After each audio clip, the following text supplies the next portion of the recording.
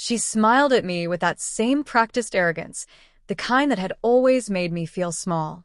"What's a welder's wife doing in a place like this?" she whispered, raising her glass as if to toast my humiliation. But it wasn't her words that struck hardest.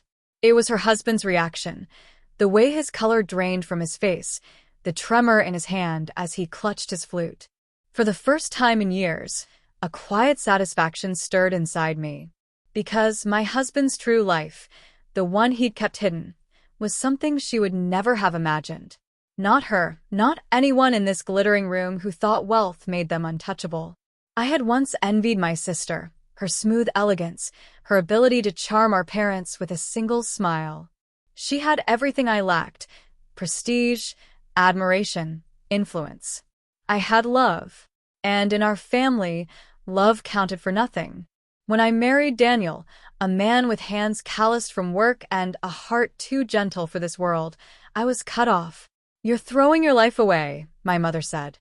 My father didn't even speak. He just slammed the door behind him. Pain doesn't fade. It hides, waiting. Mine waited until my sister started digging. Strange phone calls Daniel made, cryptic messages deleted too quickly, late nights explained away with shrugged shoulders. At first, I doubted myself. I blamed fatigue.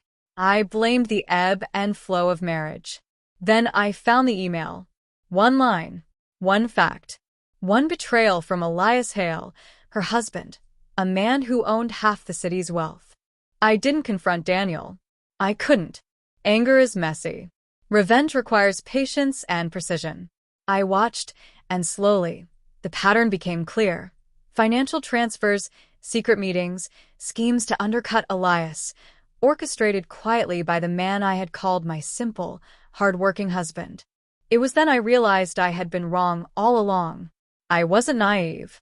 I was invisible to them, the ones who believed they knew the world. Daniel had never been just a welder. He was a strategist, a silent force operating beneath their notice. I began my work methodically. I traced the transfers, compiled documents, collected evidence. I engaged auditors, legal experts, and investigators specializing in corporate deceit. Step by step, I built a fortress of proof, airtight and undeniable. When Daniel finally spoke, he didn't deny it. He simply said, "It's time you knew." And he told me everything: his secret ownerships, his meticulous dismantling of Elias's empire, the reason he'd lived in quiet obscurity. "Power," he said, "doesn't announce itself. Status is loud. Noise draws fools." In that instant, I understood. I hadn't married beneath anyone. I had married above them all, and my family had thrown me away for it. The gala was perfect timing. Investors, board members, and of course, my sister and her husband. The dossier exposing every illicit transfer, every secret maneuver, every betrayal, had been delivered minutes before we arrived. Elias's face went pale when he saw me. Fear flickered in his eyes as he stumbled backward. I leaned close, speaking only to him. "Cleaning up what you left behind." My sister's smirk froze as she realized his terror. He understood. Within the hour, he would be stripped of power, accounts frozen, allies informed, reputation destroyed.